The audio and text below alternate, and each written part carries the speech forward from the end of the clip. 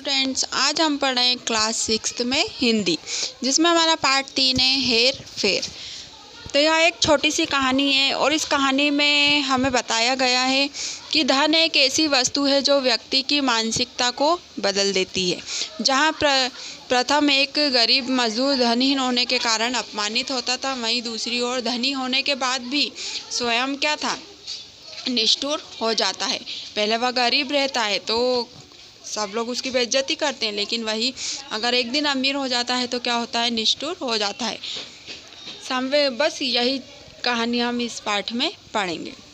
तो इसमें दिया हुआ है, एक गरीब मजदूर सारा दिन खून पसीना एक कर देने वाली मेहनत करने के बाद शाम के समय 2 आने अपनी फटी पुरानी चादर के कोने में बांधकर शहर से निकला और मजदूरों की बस्ती की तरफ चला। बहुत दूर उसने अपने कच्चे झोपड़े के धुएं को आकाश में चक्कर काटते देखा और देखते ही समझ गया कि उसकी माँ उसके लिए खाना पका रही है। वह नंगे सिर नंगे पांव जा रहा था। उसके घर में सिवाय उसकी बूढ़ी माँ के कोई सगा संबंधी नहीं था। उसके घर में एक चूल्हे और 2-4 बर्तनों के अलावा और कोई साज सामान मतलब कुछ भी सजाने का सामान भी नहीं था। मगर फिर भी क्या था, वो बहुत खुश था। जितना था उसके पास उसी में वह खुश था। उसकी चादर में 2 आने बंधे थे। उसके दिल में आशा भरी थी। सामने एक बारात आ रही थी। मजदूर ने उसे देखा और उसे ख्याल आया, मतलब उसने सोचा हो सकता है कभी मेरा भी ब्याह मतलब शादी हो और मैं भी बारात लेकर ब्याहने मतलब शादी करने निकलूं। उस समय मैं कितना खुश हो जाऊंगा। मेरे साथ क्या होंगे, बाजे बज रहे होंगे और बारात के आगे चल रहे नौकरों ने उससे कहा, एक तरफ हट जा छोकरे। मजदूर के ब्याह की कल्पना मिट्टी में मिल गई। वह खींचकर बोला, क्यों हट जाऊं, सड़क सिर्फ तुम्हारी नहीं है, इस पर हम भी चलते हैं। बारात वालों ने उसे पीटा, उसकी चादर फाड़ दी और उसे उठाकर सड़क के किनारे झाड़ियों में फेंक दिया। बारात चली गई। बारात के बाजों का शोर धीरे धीरे दूर जाकर शहर के प्रकाश में गायब हो गया। मतलब बारात चली गई थी और वह बारात कहाँ तक चली गई थी, बहुत दूर चली गई, तो वो तो शहर में जो प्रकाश रहता है उसमें मिल गया था। अब वहाँ अकेला मजदूर था। उसके चारों तरफ रात का सन्नाटा था। निराशा का अंधेरा या दुखी दिल की आहें थी। वह घुटनों के बल धरती पर बैठ गया और अपनी सजल आंखों से आकाश की ओर देखते हुए बोला, हे प्रभु, हमारे पास न धन दौलत है, न महल अटारियां, न नौकर चाकर, सिर्फ तुमने हमें क्यों पैदा किया है? क्या सिर्फ इसीलिए कि अमीरों के नौकर आए और हमें मार पीट कर उठाकर सड़क के किनारे फेंक दे? आखिर दुनिया को हमारी क्या ज़रूरत है? मतलब यही हुआ कि जो गरीब व्यक्ति था उसके पास कुछ भी नहीं था, तो वह क्या सोचता था कि ईश्वर ने हमें पैदा ही क्यों किया है कि जब हमारे पास कुछ भी नहीं है। अमीर लोगों के पास तो सब कुछ रहता है, इसलिए वो अमीर रहते हैं। तो अमीर लोग क्या करते हैं, उनकी इज्जत नहीं करते हैं।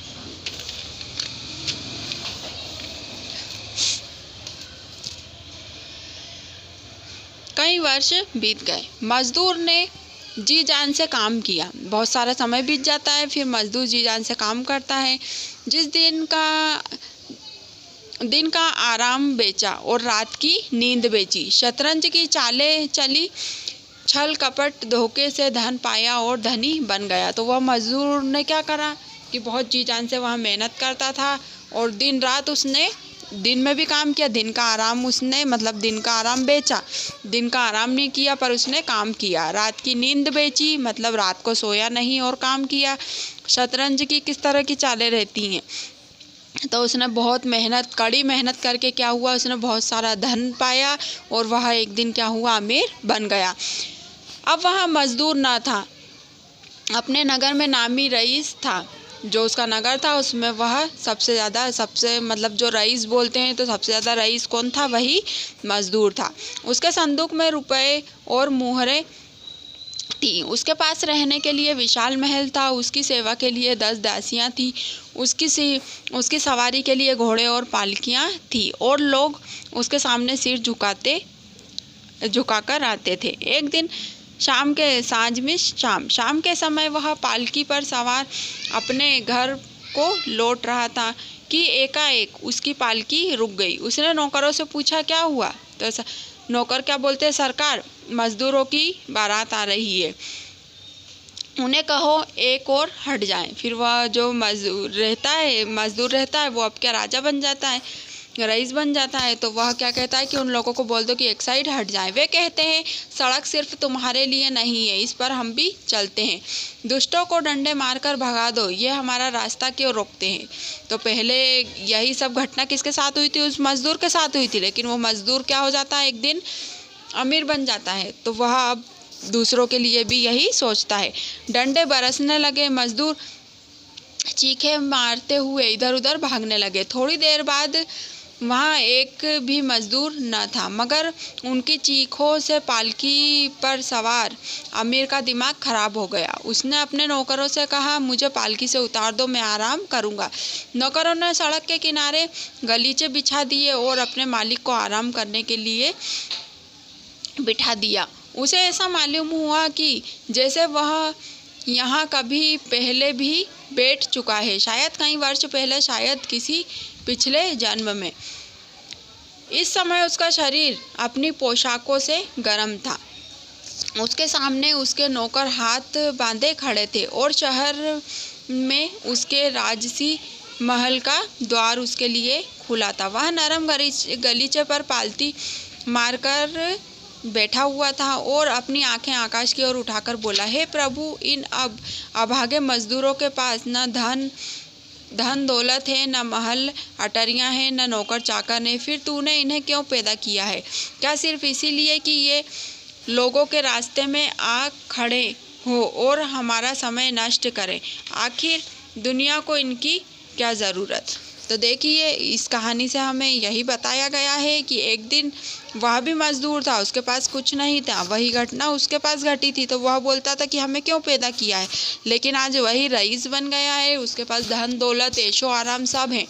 तो वह पहले वो खुद अफसोस करता था कि मेरे पास कुछ नहीं है, लेकिन आज उसके पास सब कुछ होते हुए अब वो गरीबों के लिए उसकी सोच कैसी हो गई है कि ये सब क्यों है, इन लोगों को नहीं होना चाहिए, क्योंकि इनके कारण क्या होता है, हमारा समय व्यर्थ होता है। तो बस यही शिक्षा मिलती है इस कहानी से। तो आप ये चैप्टर एक बार और रीड कर लीजिए और समझ लीजिए।